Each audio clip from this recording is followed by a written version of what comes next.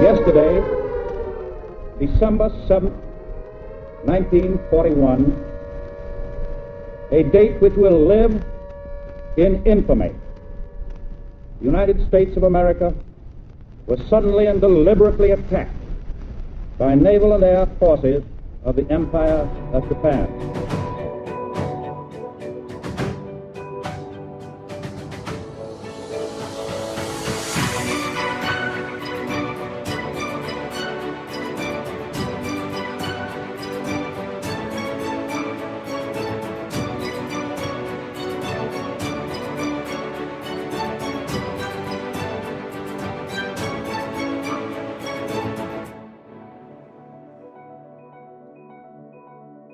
My dad, like many others, didn't talk much at all about what went on during the 5 months he spent in the jungles of Burma during 1944.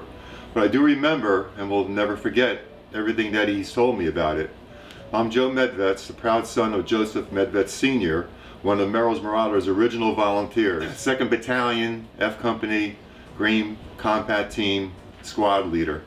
This documentary is about the remarkable men of the 5307 Composite Unit who fought in extreme conditions in the Pacific Theater, the CBI, China, Burma, India, of World War II. It captures some of the hardships and sufferings, as well as the exploits of this remarkable regiment. It is told by a few of the remaining Marauders, all now well into their 90s. Although it was not easy getting my dad to open up about this time in his life, he always had high praise for the Burmese natives who fought alongside them. The Quechan tribesmen of northern Burma were superb guides, natural jungle fighters, loyal allies, and were able to present the illusion that there were many more marauders than there actually were in combat. The Quechans were with the 2nd Battalion at Napunga, where they were surrounded by the enemy. As they were unable to evacuate the wounded, Dad mentioned some of the innovative techniques the medics devised in order to keep the men alive. My dad had all the diseases talked about in the film, but he came home a very humble, loving man for the rest of his life. He was an original volunteer, and the reason he did volunteer was that they promised the enrollees that an early out they would get if they did the mission. Well, that never happened. And he also must have been previous to Burma in the Australian and Philippine campaigns, because he always talked about fighting with the Aussies. He liked fighting with the Aussies, and also the little guys, the Filipinos. But that's all the information I have from my father, but it's been an honor meeting with these fellow Marauders and learning all I can about the Merrill'S Marauders.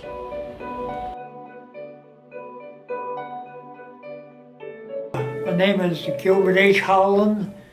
At the time of the Marauders, I was a buck sergeant. I had a section of machine guns, and in combat was trapped on a hill named Napunga for 11 days. Marvin Boinga, Mason City, Iowa. They wanted volunteers for the horse cavalry. Well, I said, I don't want to go with the horse cavalry. I'll stay here in the truck driving. That evening, sergeant come in, he says, you will be on the train at 8 in the morning. So I was on the train. My name is Merrill'S. I was in 1st Battalion White Combat Team. I was in heavy weapons, water-cooled heavy machine guns. I'm Robert E. Passanese. I was in a communication platoon. I was listed officially in White Combat Team, but the communication platoon was part of headquarters company, so I spent time between both red and white combat teams of the 1st Battalion. I'm Quentin Waite from Michigan. I got into this outfit accidentally. I didn't want none of this damn blame crap that we went through in New Georgia. I had a buddy that never lost a strike. I had lost several. I think most of you fellas probably got busted one time or another. It seemed to me that in the Marauders, the only ones in there were the ones that got busted. Well, anyways, I went. The bombing of Pearl Harbor was only one in a series of bold strokes taken by Japan to secure their rapidly expanding empire. Japanese forces also attacked Thailand, Malaya, Shanghai, the Philippines, and the Pacific islands of Guam, Wake Island, and Midway. In the following weeks, they invaded British Borneo, Hong Kong, and Burma, severing a vital supply line to China.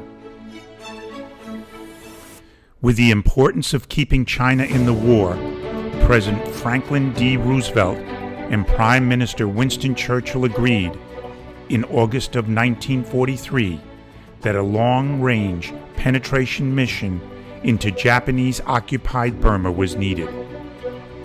The sole purpose of this American ground unit would be to disrupt Japanese communications, sever supply lines, and cause havoc and confusion with the enemy. Our statistics for the campaign was 1 to 200. One of our men died to 200 of the Japs. We could sting, but you have to understand, at the territory over there was all hills and lowland. The only place the Japs were was in the lowlands where they could have a road or a railroad or river boats. So we went through the hills and come down out of them hills and disrupted the Japs from what they were doing. Meanwhile, General Joseph Stilwell's Chinese-American force would attempt to reopen the Burma Road, allowing supplies and war material back into China. A call went out for volunteers for a dangerous and hazardous mission. 3,000 soldiers responded. I was one of the 3,000 volunteers. President Roosevelt asked for volunteers to fight the Japanese in that part of the world in Burma. The regiment-sized unit was officially designated as the 5307th Composite Unit Provisional with the code name Galahad. It later became known as Merrill'S Marauders after its commander, Brigadier General Frank Merrill. The 5307th was divided into 3 battalions, with each battalion split into 2 combat teams. But anyway, it was out of the 3 battalions. It was 1st Battalion, 2nd Battalion, 3rd Battalion. We all had, and combat teams, 2 combat teams per battalion. The men were well-trained, physically prepared, and many were jungle combat veterans. As a light infantry assault unit, they would use mule transport for their 60mm mortars, bazookas, ammunition, communications gear, and supplies. In heavy weapons, you carry carabine or 45, but as little as I was, I weigh 115 pounds. I carry an M1 all the time. And up to now, I say that saved my life. I'm the guy who kept our radios in operation. General duties were like at the end of being on a march from sun up to sundown. It was then time to set up the radios and repair whatever units were destroyed or damaged due to enemy action, and set up the radio for communication back to the base. Because they operated in some of the harshest jungle terrain on Earth, heavy artillery support was sacrificed in favor of mobility. The unit thus relied on flexibility, marksmanship, and surprise to outfight a considerably larger Japanese force.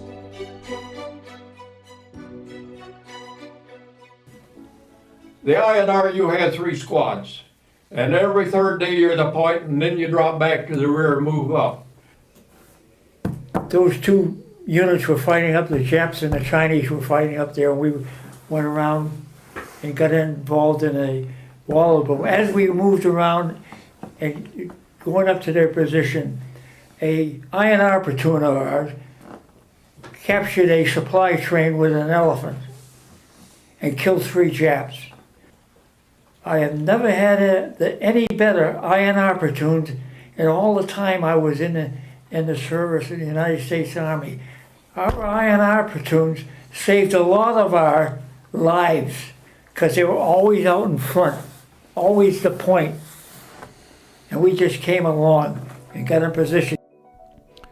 On February 24th, 1944, the 5307th, with an initial strength of 2,750 officers and men, began a history-making march through the enemy-held Himalayan foothills into the jungles of Burma. And it astonished me that we went 800 miles in 3 months through all that cotton-picking country. Their ultimate objective, to capture the strategically important Japanese-held airfield and town of Michino, more than 800 miles away. And one of the first things we run into was a river crossing. In order to cross a river, you take your poncho out here, it's about the size of this tabletop. You lay your rifle down in there, your shoes, your clothing, your pack, and you bundle it all up and you make a pontoon out of it. And then you jump in the water and you're stark ass naked. And everybody else is. So you get in there and you put your arm around that pontoon and kick your feet and you go across.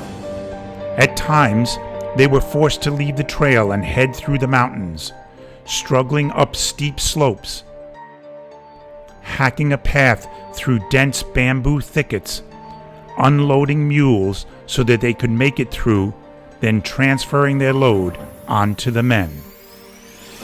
Reliant on infrequent airdrops for resupply and subsisting on K-rations, the Marauders were hungry all the time.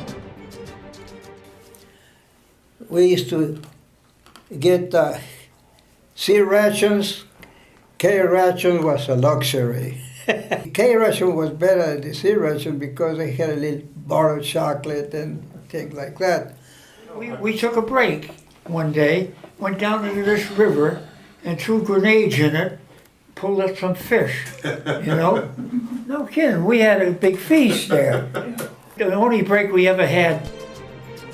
Malaria, scrub typhus, and amoebic dysentery inflicted more casualties on the Marauders than did the Japanese. Statistics for the Marauders was 80% killed and 20% sick. We turned that around the other way. We had 80% sick and only 20% killed. We had a lot of sickness.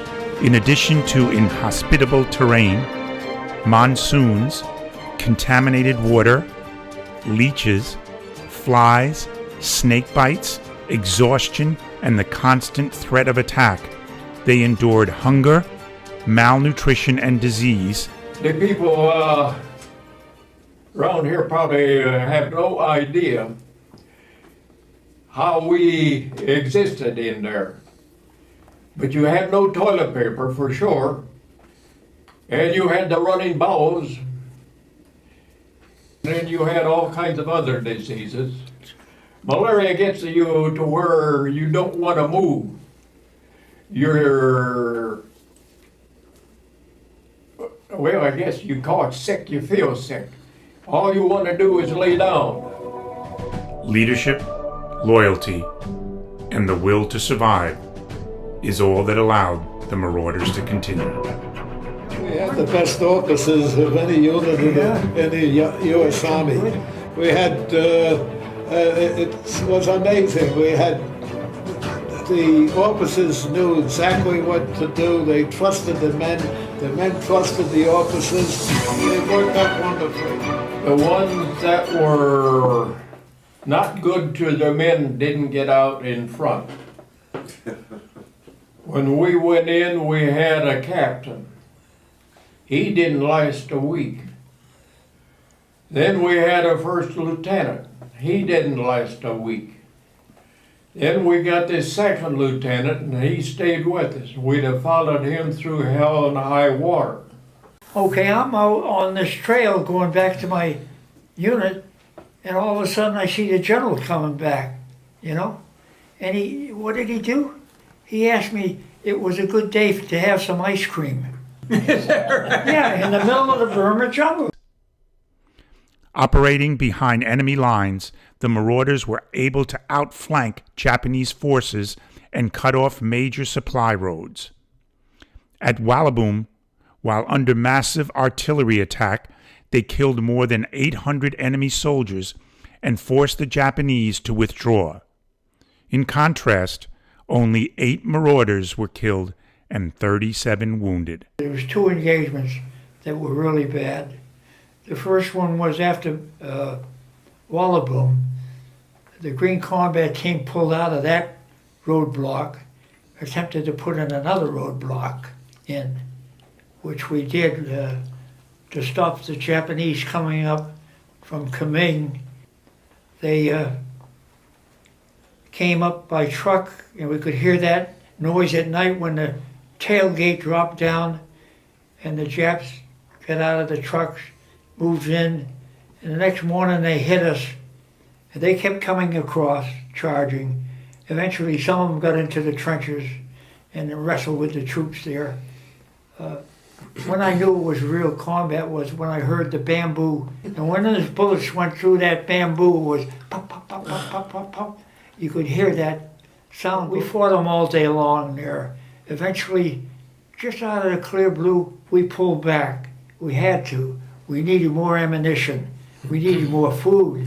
We did stop them from moving up the road to reinforce their forces, block the Japs from the main body going down the trail to Nupunga, which was the next battle. First time I saw combat was at Wallaboom. Most of the action was a little further north where the 3rd Battalion had a roadblock in, but a group tried to bypass around them and tried to cross the river where we were.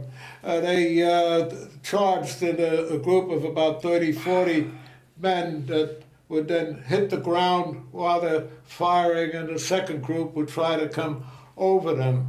They probably overran their enemy's position that way, but we had too much firepower for them, and none of the Japanese managed to get across the river. But anyways, there at Wallaboom was another situation. I was with the khaki INR, and orange INR was on the other side of the river. My buddy was with them, and he was the second one killed in Burma. The other time that I was involved in direct action was at Shadowzoop. My group was held in reserve on this side of the river, where half of the battalion went across the river and they wound up in the Japanese training area. And then we had just marched like 35 hours continuously to get to our position in the sort of middle of the night.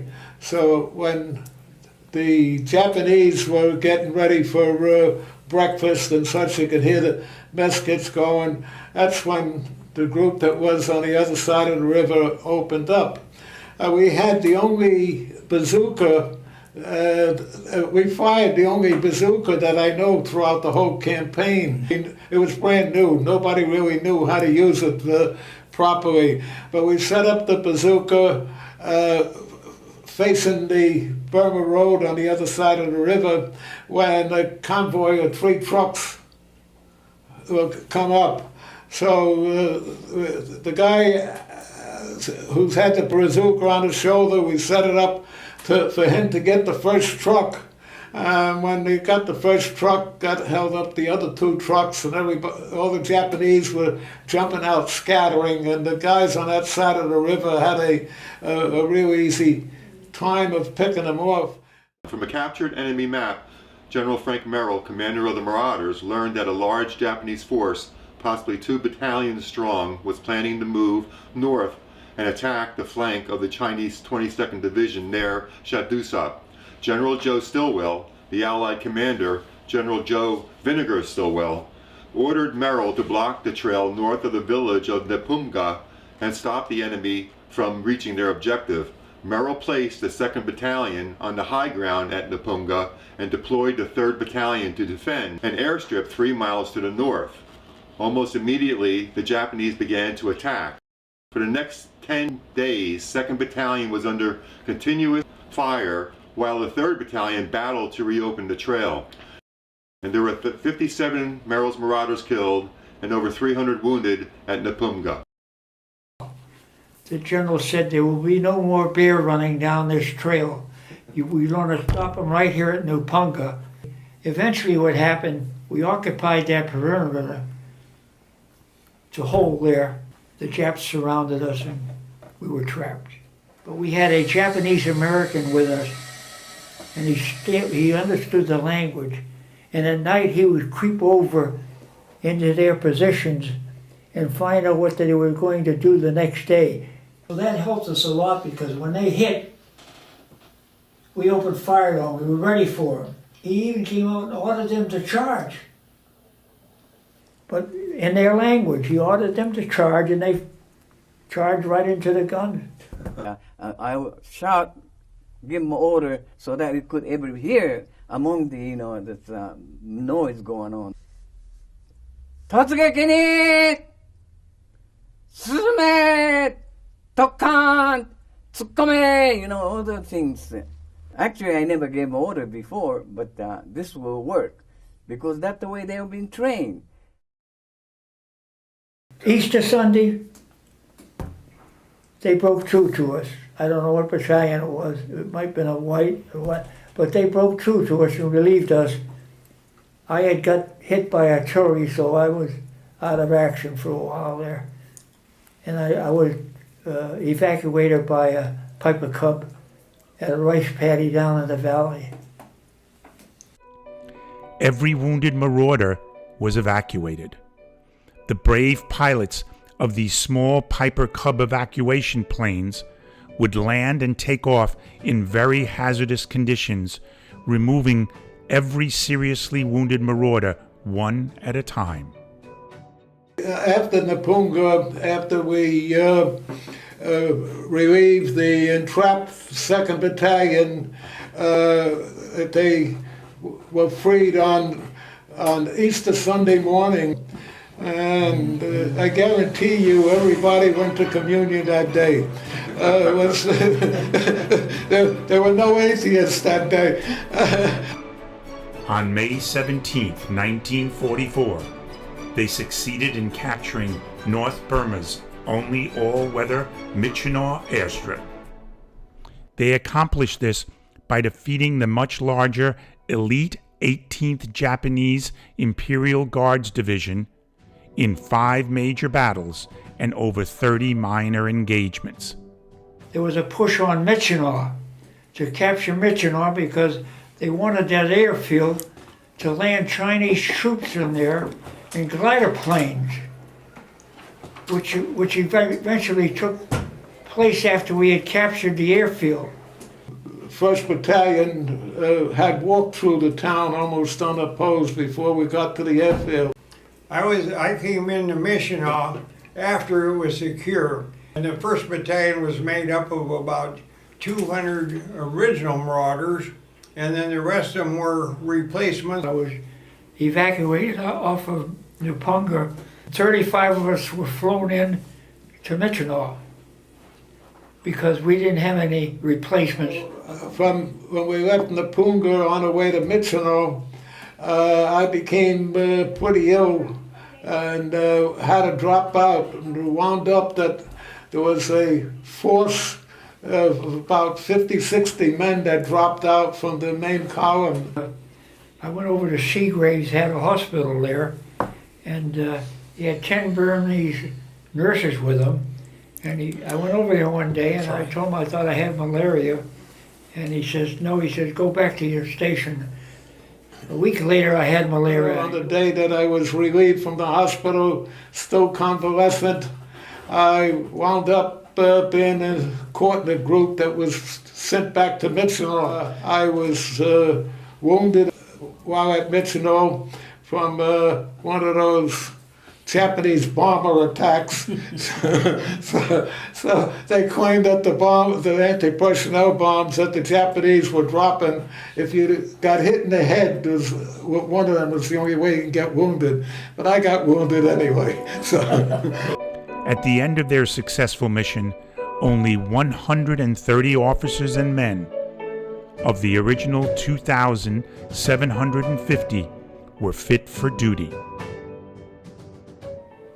No other American force had marched as far, fought as continuously, or had or displayed such endurance as the swift-moving, hard-hitting foot soldiers of Merrill'S Marauders.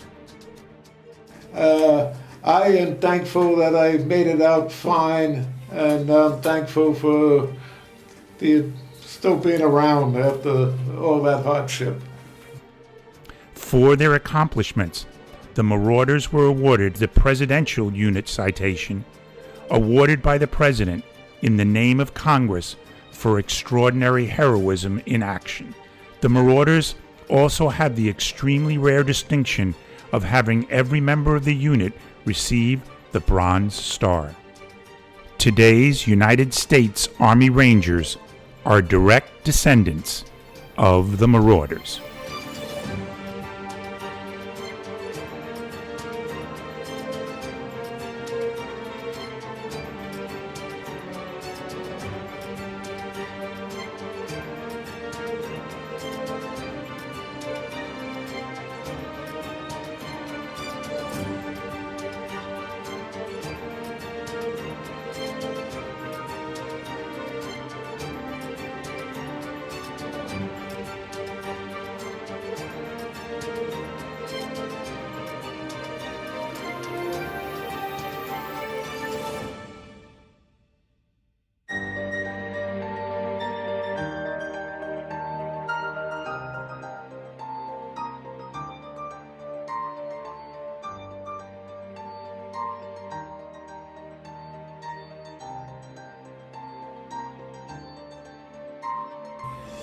One night there was a little noise in the bushes, and I opened up with a machine gun, and it was a water buffalo. To top it all, I walked the Burma road almost barefooted because my jungle boots play out. Earlier, if anybody knew General Merrill, I happen to know his wife. Okay. And anything else you want to say about your... It's a long story. Okay, good enough.